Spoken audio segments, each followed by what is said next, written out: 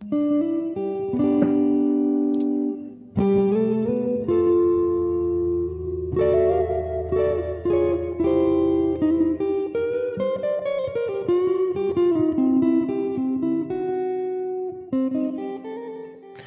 everybody, welcome back to Season 3 of Mary Bird's Backyard Garden. I'm Jeff. And I'm Mary. And we're back on Season 3, Mary. Season 3. Can you believe it? No, but I'm very excited about it. I know, it's pretty cool. It's 3 so seasons. Cool. 3. 2 in the, what do they call them in Hollywood? 2 in the can. 2 in the can. Actually, that's a film, I guess. That's all right, we'll do it with the film. Wow. Well, I am very excited to be back. We had a great break. We did. We had a nice break. Mm-hmm.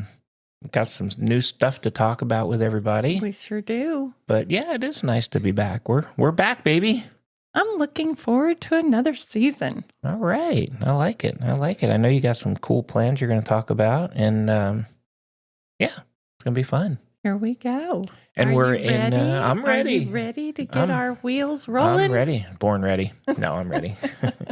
Well, we have to start out like we always do on the outstanding weather that we have right now in Texas. Do. I mean, we are weather people, we right? We are.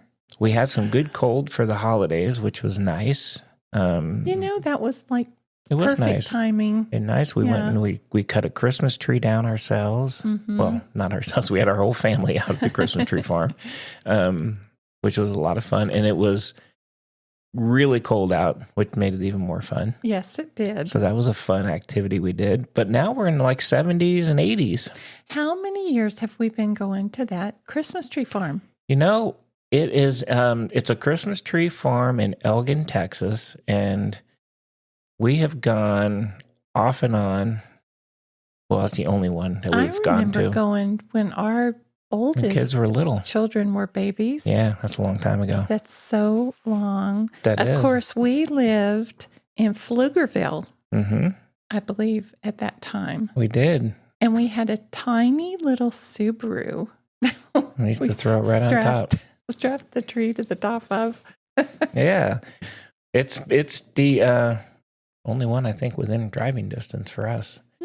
But yes, we've been there the longest, yeah. It was fun to do that. We cut that down. And we always end our afternoon with a stop. I can't think of the barbecue place right now. The barbecue place. There's 2 barbecue places in Elgin. They're both fantastic. South side? No, it's not south There's side. A south side, but they're both really good. So good. Yeah. Amazing. So if anybody's in Central Texas, the Elgin Christmas tree farm and some barbecue on the way back. Barbecue. Can't beat that. You could see everybody in the parking lot has a tree strapped to their top or it's in the truck. And the thing is, like, for this year, you got to go early because they you do.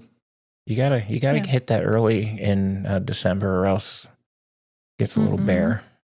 So it was fun. But this year we used a preserver when we put the in in our tree, and it did not dry out. No, we had it up for a very long time. We did. We had it up for a time, and it did really well. Really well. Yeah. Yeah.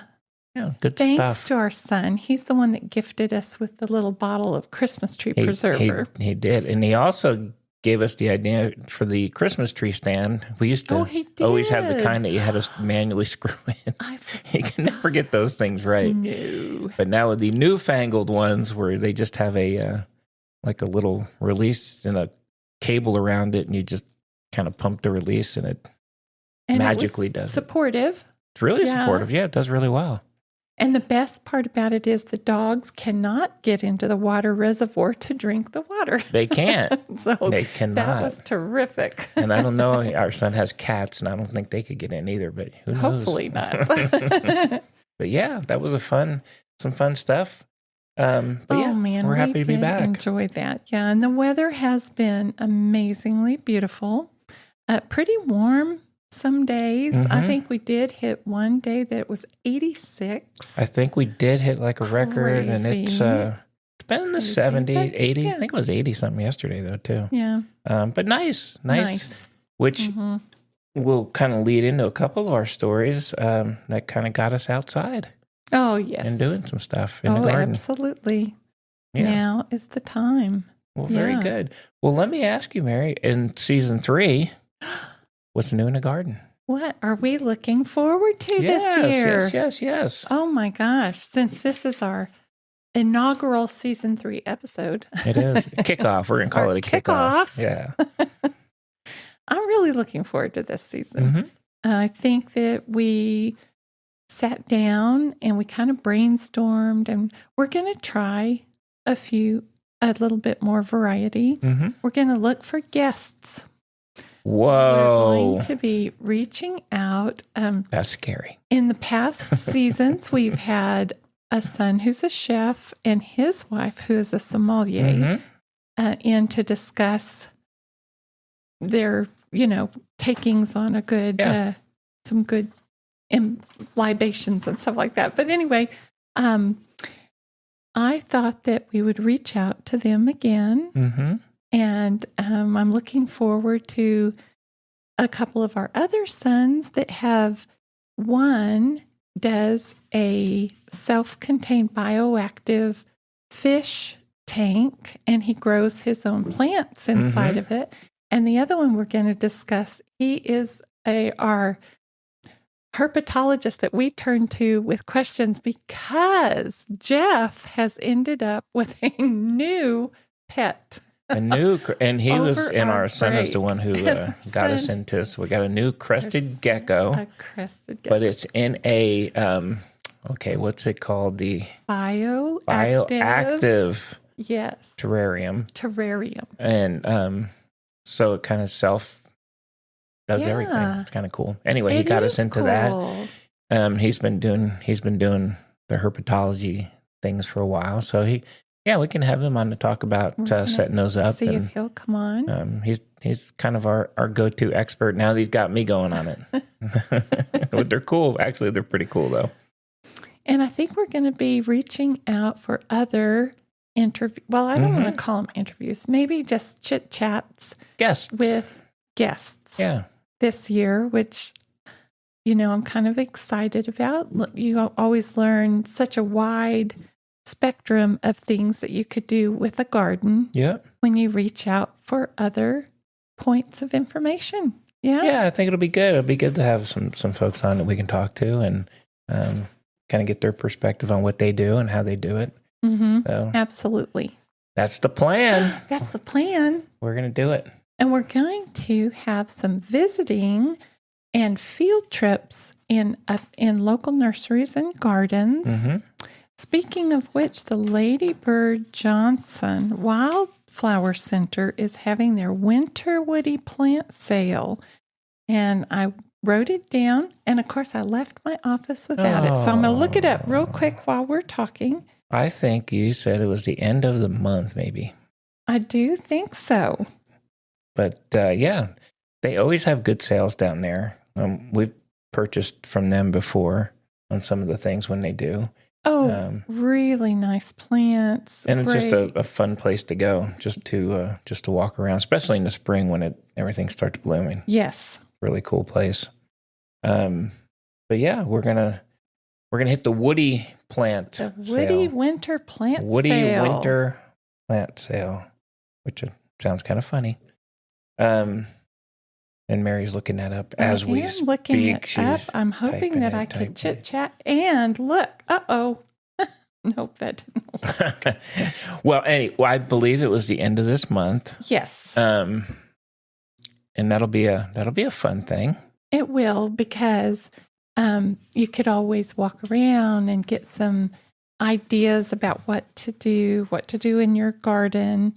Oh, they have so many more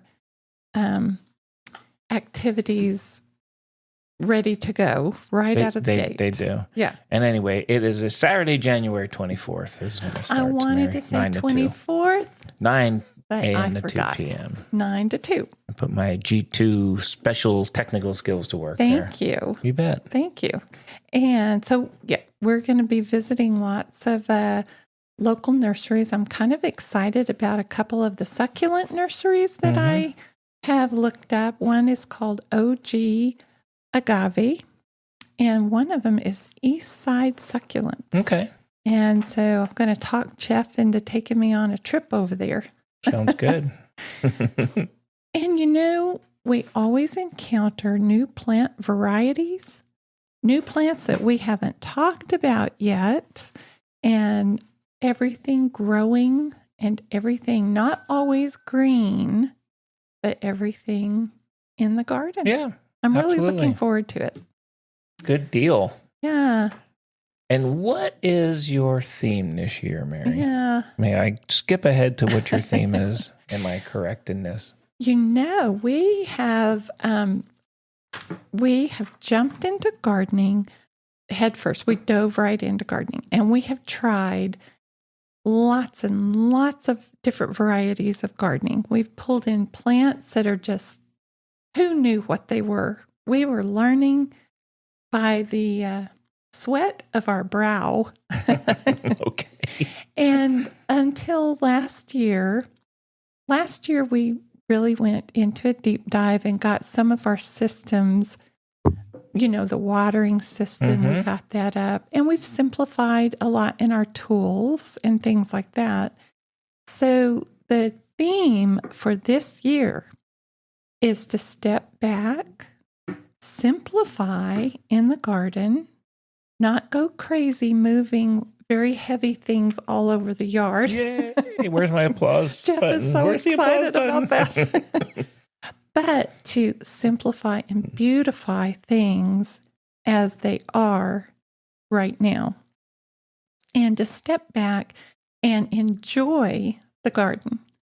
Really, really just be able to take a deep breath and see the beauty that's in front of us. Yeah, sounds good. And so, I bet we're like a lot of people. I think we've been at this for a few years now. mm-hmm. Well, you've been at it, but kind of go from one iteration, let's change it this year, let's change it this year. Mm-hmm. You got to it takes a while to get to where you're like want to be, It takes a while. Kind of looking at stuff and go, that didn't work or that worked or, Yeah.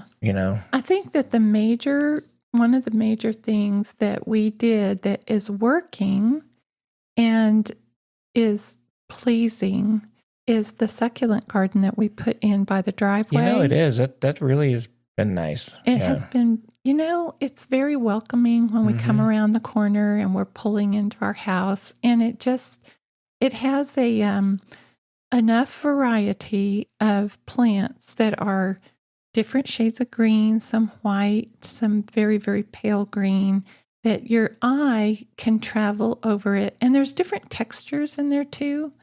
And so that is sort of our goal for the entire garden this year. I like it. Yeah, we've kind of morphed into the to succulents. A little bit. I don't think we had any when we started. No. And now we're getting a collection. I like it. I like the succulents, actually.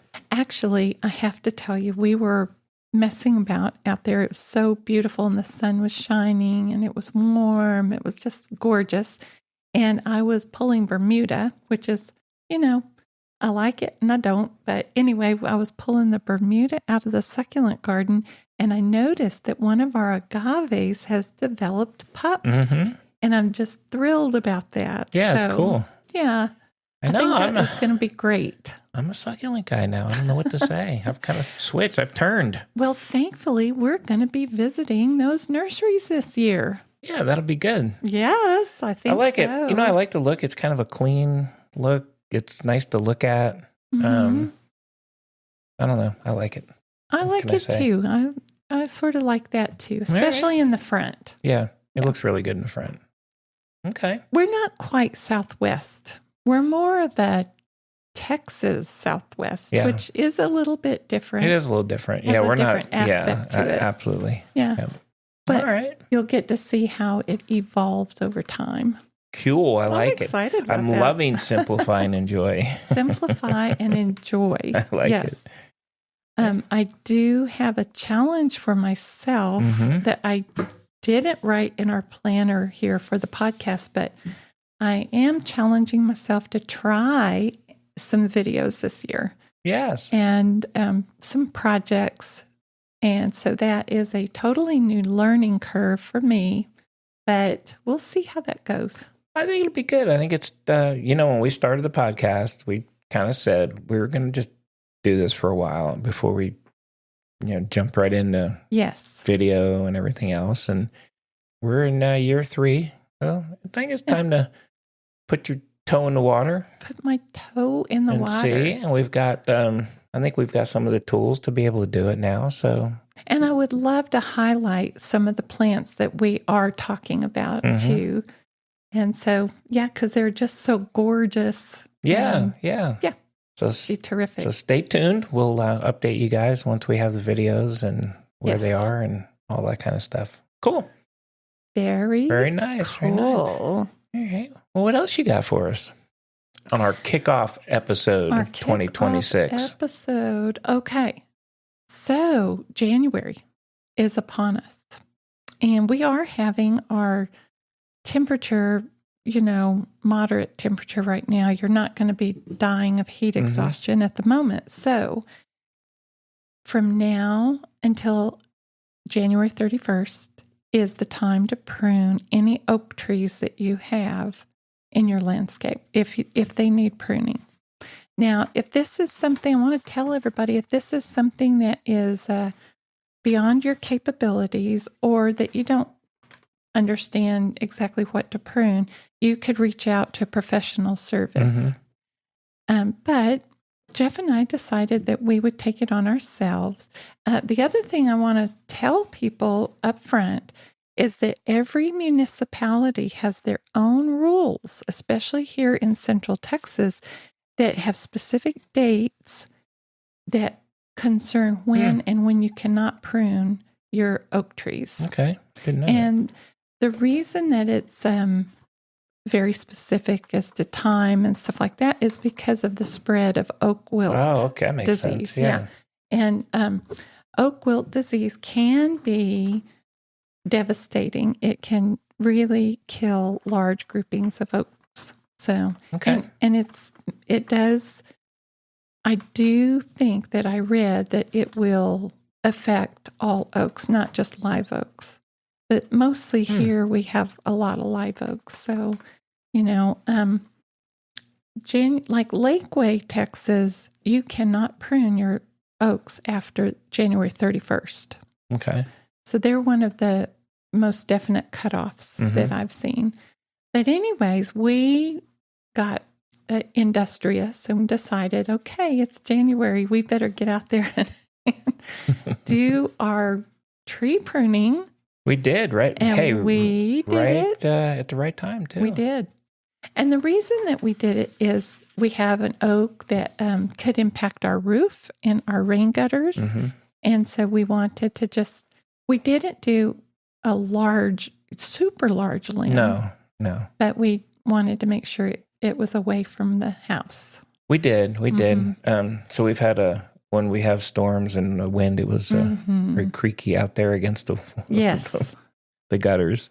And it needed it. I mean, it was starting to.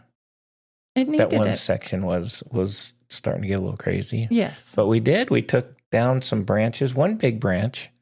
And I say big, I'm not, big for what we would do without hiring somebody. Right. I expect it was maybe 4 inches in diameter. Yeah, it was pretty. It was decent size. Yeah, it was a decent size. And then some of the smaller ones, and I think we got the main ones we needed to.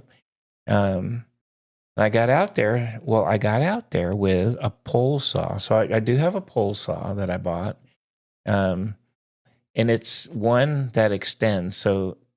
It's kind of a good and a bad. I'll just say that it's good. It's good and bad. It extends, which is awesome. It extends for, oh my gosh, it's got to be 10 feet. Wow. That's the good part. The bad part is when you extend it 10 feet, it's tough. It's hard to wield around. So it worked, and I was able to get that branch because I was able to reach it, and then use the saw to cut. Then the saw cuts through. It's like a mini chainsaw, basically. That's at the end of it, and it cut through, real well. Ours is electric. We plug it in, so it worked well for us. I like that it's electric. Yeah, I like it. I like that it's electric, and we've kind of gotten away from all gas things. We've either, everything we have now is electric or, battery operated, and it makes it a lot easier. The maintenance, number one, when you have gas items, if they sit in the garage, or if they have carburetors in them, everything gets mucked up, and it's so much more complicated. And the electric, you just put the battery in and they're ready to go as long as the battery's good. I do know that you ran into a bit of a complication because the chain fell off. The chain fell off. It was, they're easy to put on. You just have a little tool, you go in and then you readjust and put it back on there, and there's an adjuster on them and things. Okay. But yeah, it was, it went really fast. It's just more about trying to, because our tree is between two houses. So you want to make sure that it's not, it's falling where it's supposed to. Yeah, I was going to ask you, how did you think about your safety, and what kind of precautions did you take? Yeah, well, I actually extended it out 10 feet, and I was on our porch, and the branch was on our side of the property, on our side of the fence. And what I wanted to make sure is our neighbor has a pool and he's got pumps over there. So, that would have been not good, right? Right. It would have caused a lot of damage. So I wanted to make sure that it was definitely way in our side of the fence. And but you were also protected, and I wanted to make sure it didn't fall. Yeah. No, I was on our porch, which is up, high. It's not a ground level porch. And so it was actually, it fell exactly where it was supposed to fall. Mm-hmm. If I was lucky or planned well, I don't know. But yeah. And I got some of the smaller branches that were up there. And then I chopped those up for Mary. It made a big difference that you were able to take those small branches up too. You know, it was actually a pretty good amount. It is, yeah. Live oaks have a tendency to, some varieties have a tendency to shoot branches out that grow towards the ground. Mm-hmm. And we did cover that in one of our discussions, that they will root where the limb will touch the ground, and create another grouping of trees. Yeah. But so it's kind of good to keep them up. Yeah, you can. And I will just say this: I would, the branch we cut wasn't like a huge, it was a good size.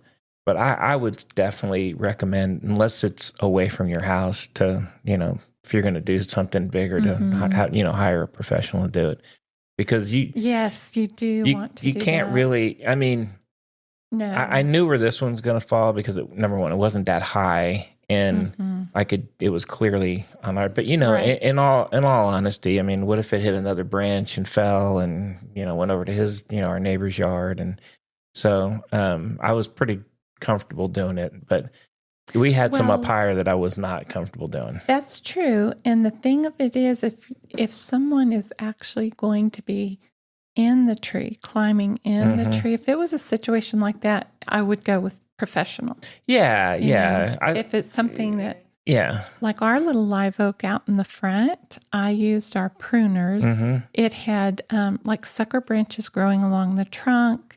And then it had some branches that were beginning to lean down, but there were no branches that were bigger than 3/4 of an inch. So I was on the ground, and I was very happy with the pruning that I was able to do from the ground. But no, if it's a situation where a person has to get in the tree. Oh, yeah. And like I said, the higher branches that we saw, I'm not, if those needed to, be cut, we'd have to hire somebody. But for what we did, they were lower. It was one big branch that was kind of lower, but from our porch, it wasn't high.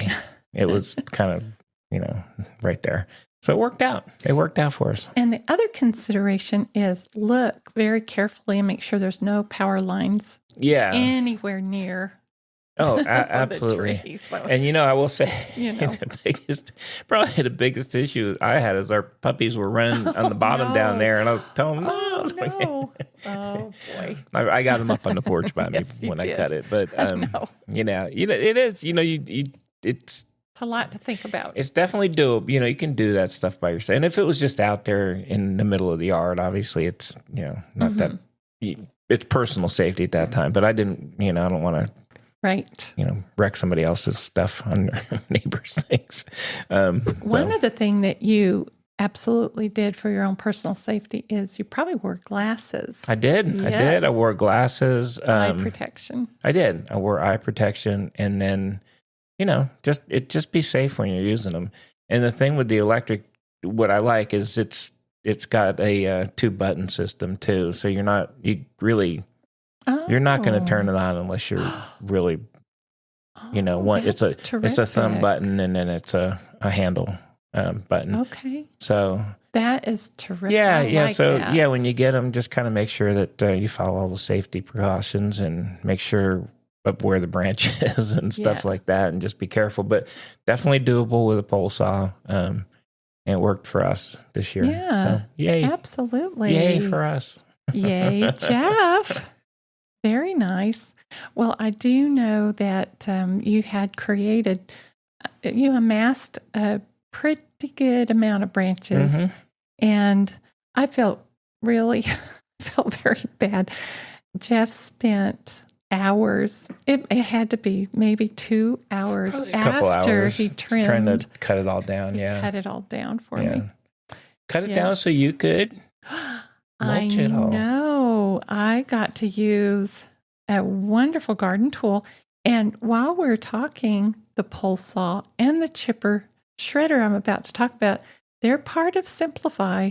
Yeah. Believe it or not, it is a little bit of time and work, but it is in a way simplifying. You're returning what you use to the garden. Yeah, And, no, absolutely. Yeah.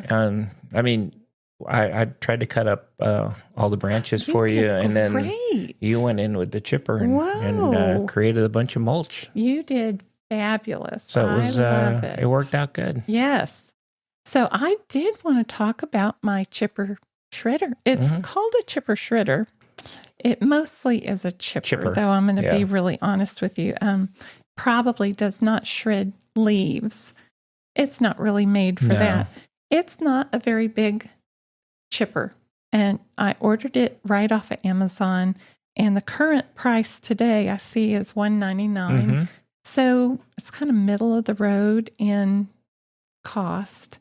And in my case, I usually do branches that are under 1 inch on down to twigs and things like that. Right. And it chips it great. It does a really good job. It has a basket to catch all the chips in. And, in the front yard, we have decided on using a mulch product in our gardens. And it's a darker mulch. It's a hardwood mulch.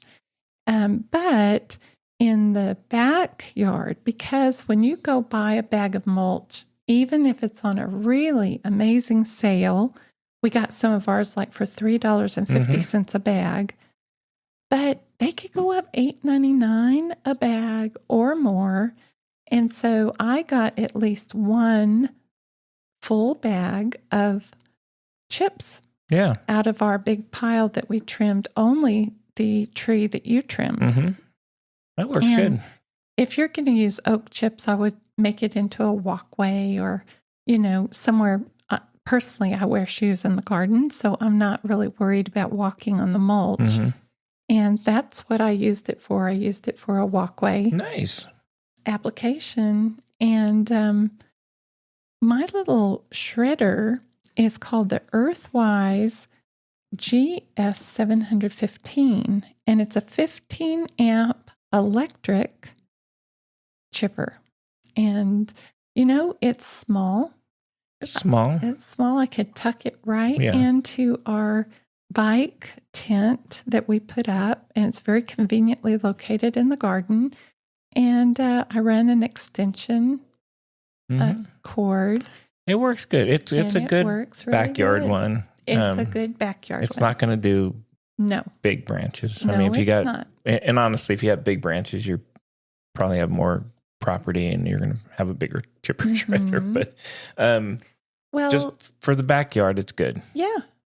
You know what I decided to do, Jeff? Some of the branches that were 1 inch or larger, maybe 1.5 inches or larger, he cut them into about 1 foot lengths. And he doesn't know that I was thinking of doing this, but you could build a little stack of those and create a little toad house. Hey, there you go. In the backyard. That's what I'm going to do with ours. Okay, I like it. So very nice. I'm quite happy about that. Just reuse. That was the other thing. That was the other thing that we talked about is we want to kind of this year, we kind of want to reuse and use what we have this year instead of, you can get crazy every time you go out on the internet, you see new stuff and, hey, look, I love it too. I mean, it's a shiny new thing out there. I do too. But as much as possible, I think we want to try and reuse some of the things we have and kind of, make what we have beautiful. Yeah. Really, which I think is a good. We could dig down and create beauty. Well, we have. Yeah, we've got some good stuff, and we need to. It'll be fun. See how we reuse it. Yeah, I do too. I'm with you there. Okay, I like it. But yes, so I wanted to make sure people knew about the chipper, and the other thing I wanted to tell everyone. Because the trimming of your oak trees is a critical time to get it done. And it's also a time with the weather where you like being outside, Texas A&M Forest Service has put out a informational chart or an informational, I would call it a pamphlet or a chart or a paper page. And you can find this at texasoakwilt.org. Okay. It's really very clear in telling you what is causing the spread of the oak wilt, what you need to think about doing. Oak wilt is spread in 2 ways. It's spread above the ground. It's spread by special beetles, and they're very active when it's sort of warm outside. And in the very, very heat, starting like mid-July onwards, I don't want to be out there trimming a tree, but the beetles are not very active in the super hot weather. But they can also be spread below ground through the root connections. So if one tree in a population, they call it a motte, and one tree in a group of oaks gets it, it'll spread through the root system. Okay. So it can spread as rapidly as 75 feet per year. Wow. Yeah. That's a real thing. I mean, it's a thing. Yeah. It's not just it's a real. We want to protect our oak trees. Absolutely. Very important trees, the oak tree. Okay. And so texasoakwilt.org will provide you good information, and look up your local municipality. Yeah, that's a good idea. Yeah, to kind of see what when you can actually trim them. Lakeway is super definite. That's funny. The 31st is your cutoff date. And in Lakeway, they got people driving around on the 1st of February. Yes. Well, I did want to say that if you do have a larger branch, like we were cutting it off, you do want to seal it real quick. If all you have is household paint in your house, paint it over that wound real quick. And that way you'll stop the beetle from going from tree to tree. Okay, very good. And they do sell special sealers. Of course. Yeah. Very good. Very good. Live oak pruning.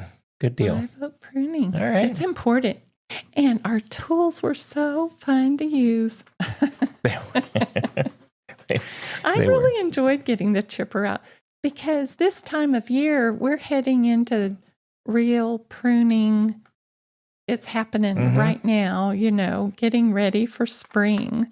So get your chipper shredder in shape, and if you have one. Yeah. If you don't, you could always recycle your prunings into your area's recycling program. Yeah. In our area, we could leave these large paper bags out, and the trash pickup will take them to have them mulched and stuff like that. Okay. So, yeah. Good deal. Very good. What else you got? Well, the only other discussion I have is I'm very excited about our 2 new worm bins that we got. Well, before you get to the worm bins, Oh. can I talk about my long-handed edging shears with the vertical cutting blades? So we were, if you guys have been listening, we were in Europe and we were going to all the gardens there, and all the maintenance folks there who tend the gardens, they all had this cool, like edging, manual edging tool. And on the bottom, it's long-handed, so it comes up pretty high, Mhm. and It comes up about to your waist, right? yeah, Sort at of least, and maybe about your waist. and it's a one with vertical cutting blades on it, so and we were in 2 different countries, and that's what they were using. And I was like, man, those things are cool. Really, kind of, they are actually kind of hard to find. Yes, they are. They're not like. You're going to have to go online and get one because there's not sold anywhere like where you can actually get them here. But Mary found some and got some for me for Christmas. I was excited. Found them at A.M. Leonard. A.M. Leonard. Yes, they did have them. That's correct. And so I tried them out, and they're pretty darn cool. They're cool. They're really sharp, and they edge really well. So they're kind of cool. It's a kind of cool tool to use. Sometimes you want to get out there and you don't want to haul out your heavy equipment. Yeah, and I think it's you're right. I mean, sometimes the string trimmers and stuff, we have all those, but sometimes you just you can get a little more precise with this thing and kind of so nice. I mean the string trimmers. That's like attacking, and you can't be too precise with them. But this thing looks pretty cool, and I played around with it, so it's going to be a fun little tool to play with. How long do you think the blades are? Do you think they're about maybe?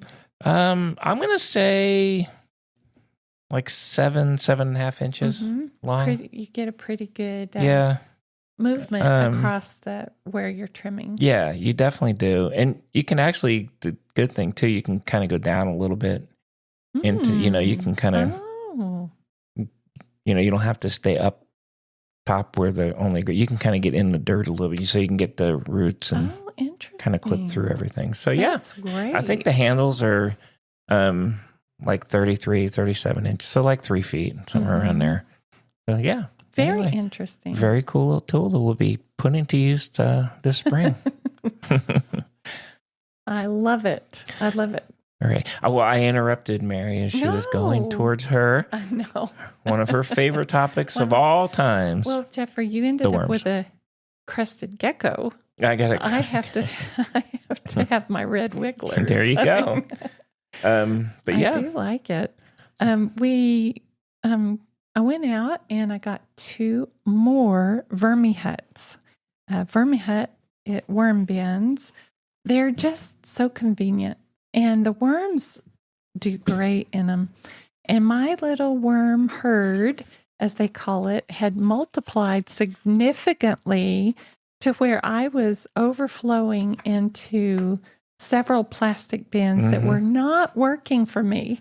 They collected moisture at the bottom and it was stinky, and I didn't like it at all, So I've had such a good time using the Vermihut, and it's put out by Vermitech. I think they're a company that's been around for a long time. It is very easy to use, and the way I use it, I don't have to worry about excess moisture coming out the bottom of the bin. So I could describe my system of using trays. It is a series of stackable trays with a breathable lid that goes on the top of it, and the worms are able to travel back and forth through the trays in order to find their comfort zone where they like to be. I usually feed in the top tray, and they right now, as it's pleasantly warm outside, wow, they go through a lot of food. I know I've talked about that before, but it astonishes me how much they really eat.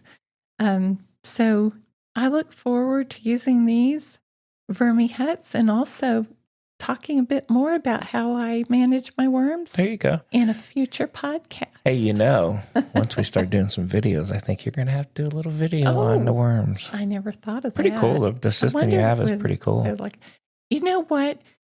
For me, it's a great system because worm compost or worm castings are heavy. Mm-hmm. They are heavy. If I fill my Vermi hut and I establish the stacking system, I can't lift the whole system at one point. Probably one tray full of castings can get up to like 20, well, I'm not going to say 20 pounds, maybe 10 to 12 pounds.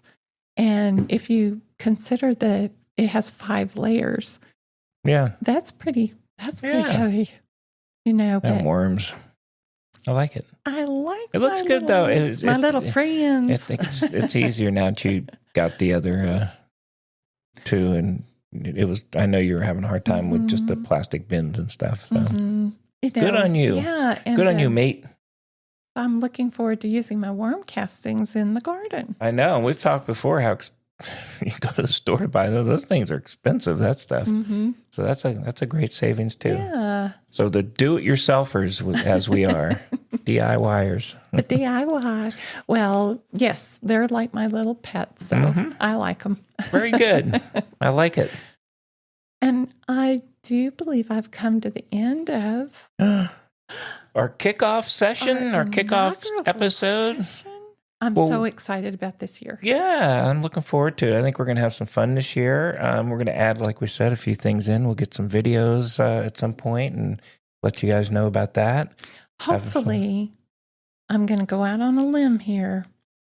I'm going to give myself a projection date. And I'm hoping that not this Friday, but the following Friday, we'll try to put out a video. Wow. Okay. Can we do it? That's news to me. I don't know. I'm scared. I'm more scared. You just committed now. I don't know what to say. What would that date be?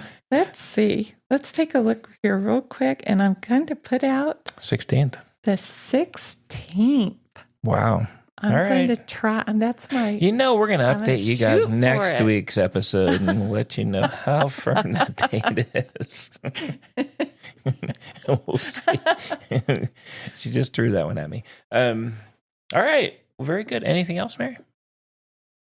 I wish everyone very happy gardening in January. And for those of you in Texas, right here in Central Texas, plant your tomato seedlings because a possibility of getting them out mid-February is right around the corner. All right. I like it. So that's good. Very good. And as always, we appreciate you guys joining us. And I was looking at the numbers and I saw there were a lot of folks did see our last episode of season 2. So hopefully a lot of you guys, we have some new listeners and hope you guys stay with us for the journey this year. It'll be a fun one. And we appreciate everyone following us here at Mary Bird's Backyard Garden. I know. Yeah. And who knows what hijinks we're going to get up to. You never know. We've got, we've had a lot of hijinks. We'll just leave it at that. I'm sure we'll have a lot more this year. But as always, we appreciate you guys joining us here and we look forward to having you here next week at Mary Bird's Backyard Garden. Happy gardening.